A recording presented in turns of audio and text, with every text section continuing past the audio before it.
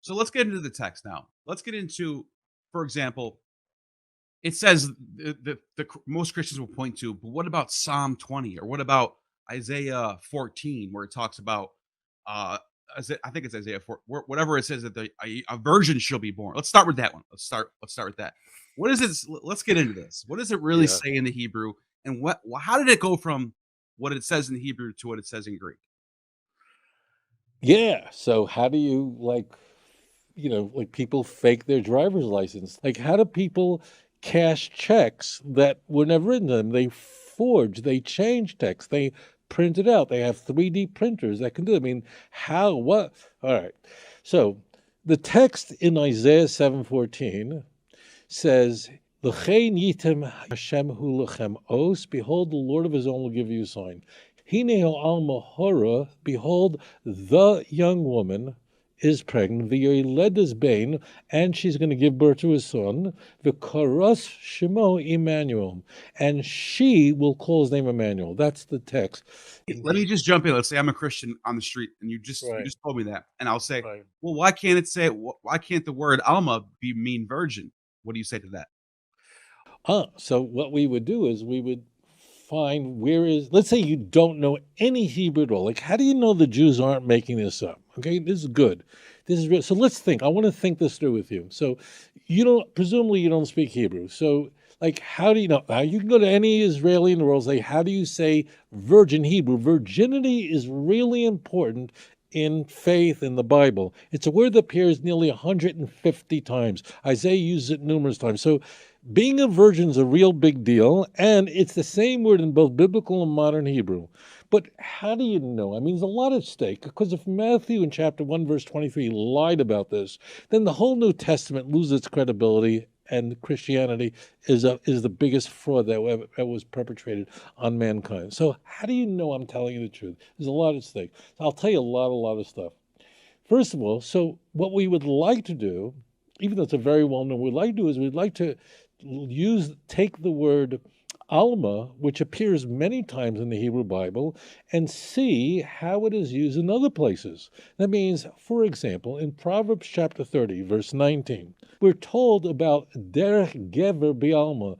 The way of a man is with a young woman. And then it continues discussing that she is actually an adulterous woman. And after they commit an act of fornication, all she has to do is wash herself up and say, I have done nothing wrong. That's some virgin for you. That's so that uses the word Alma there, right? Yes, of course. Derek Wow, Gever Bialma. Sweethearts, that look is it a up. good example right there. Wow. Bing bongo. In 1 Samuel chapter 17, verse 56, King David is called an Elam. That's the masculine version of this. So what was King David then a virgin too? I mean, this is outrageous. And it is women, look, it is young women that get pregnant and have babies as opposed to old women. This is really simple. I'll tell you something I never told anyone publicly. I mean, I just never came up. I'll tell you something really interesting. The the Christian Bible was translated into the Hebrew language in the 19th century. It's a very famous translation, and it was done by a guy named Franz Delitzsch. Franz Delitzsch was a genius of a Hebraeus. He was a Christian, a devout Christian, and he was one of the, in the Christian world, he was one of the greatest, if not the greatest Hebraeus of the 19th century.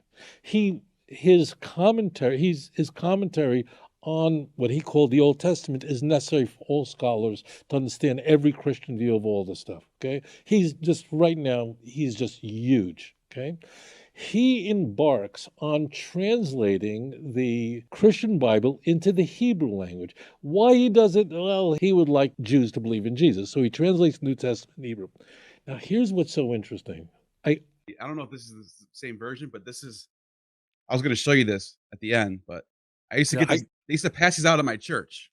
They're Hope for Israel Bibles. They're New Testament. okay, this is going to blow your crazy mind away.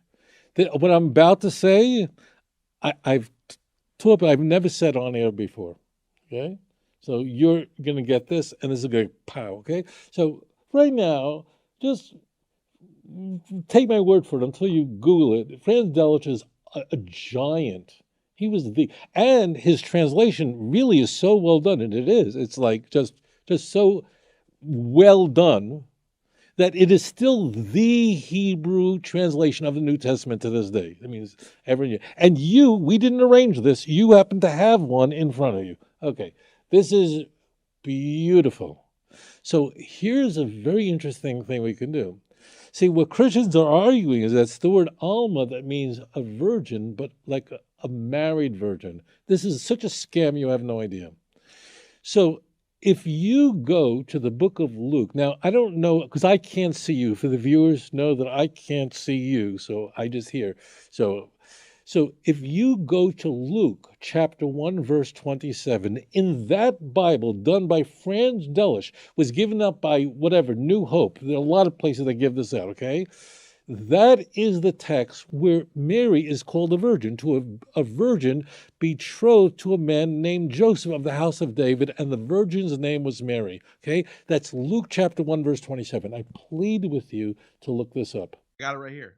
Luke Bingo. chapter 1, Lucas. Verse I 27. actually know how to read a little bit of Hebrew. I can't like say it, talk. I can read the words though.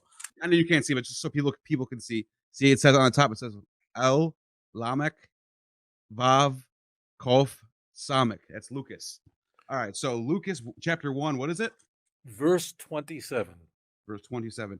So okay. So you're saying that he translated it back to Hebrew? Yeah. So he took the Greek and he translated it into Hebrew, okay? Got it? That's what Franz Delitzsch does at the end of the 19th century. This is a very famous thing, okay? Okay. I'm looking at the verse, but let me see if I can find the word. What's the word? I've never done this on air. No. So the word virgin, you would think he'd use the word Alma, because after all, it's the word Alma that means a virgin. Yeah, I don't see the word Alma on here. But what you do see is Betula. So look up the Hebrew that he's using. The word Betula will appear in the Hebrew of Franz Delitzsch twice. It says in Delitzsch's translation, it says El Betula. Oh my God! I found it. Ma'orasha Ish Asher Shmo Yosef mi Beis David B'Shem Habesula Miriam. I'm going to show it right now. Hold on, I just found it. You found it, right? So am I making this up? Okay, look at whoever's watching this right now. Verse 27. It says Gazarat El Betula. Betula, bingo. This is mind blowing. You know, I was always a little nervous. I'll tell you, I'm not. This is not like we didn't arrange this. You had no idea I was going to discuss this. I've never discussed this with anyone on air. It just sort of never came up. That's crazy. Do you see what I'm saying? Look, there's a lot at stake here. I mean, if Christianity is a true religion, everyone should be in church. And if it isn't, it is the worst human iteration in history. It's the worst thing in the world. And here's the scam. I'm showing to you quite literally in black and white. Right now. Isn't it blown away? I mean, 1 second. I gotta explain this to people who might not understand what I'm talking about. Take your time. The word Betula is not in Isaiah. In this particular Hebrew New Testament, he's quoting Isaiah, but he's changing the word from Alma, which means young woman. He's changing it to the word Betula, which means virgin, showing you that the verse is wrong and he had to fix it. It gets even naughtier, a little naughtier. I'm going to edge of you. Like, how can it get naughtier than this? So, as it turns out, Luke doesn't quote the verse. He just says it, and that's the way Luke does. He just says it. Matthew actually says, like it says in the prophet, Matthew 1:23. So you'll notice in Delitzsch's translation, which you have in front of you, in Matthew 1:23, so he's forced. If you go there, he used the word Alma because he's stuck, because he's saying he's quoting Isaiah in Matthew 1:23. You have to keep a finger in Luke 1:27. You see what I mean? This is more scammy. This is so over the top that if you're pregnant, if your mother was ever pregnant, if you could spell the word pregnant, this show is not for you. Could just flip you out when I'm showing you. This is like the scam of not of the century, of the last 1,000 years, 2,000 years. And here again, I am using a hostile witness. That means Franz Delitzsch was a devout Christian. He translated the Christian Bible to Hebrew to convert Jews to Christianity because it was in Hebrew. And it is this by far the most famous translation. Other people have tried it after him. No one got close, and it actually reads very well. He did a terrific job on the translation. But he knew himself, when Luke is going to use the term virgin about Mary, he knew that the word to use is Betula, not the word Alma, thus uncovering the scam of Matthew. That's how mind-blowing this is. אדון עולם אשר מלך בטרם כל יציר נברא ועת נעשה בחפצו כל אזי מלך שמו נקרא ואחרי ככלות הכל לבדו ימלוך נורא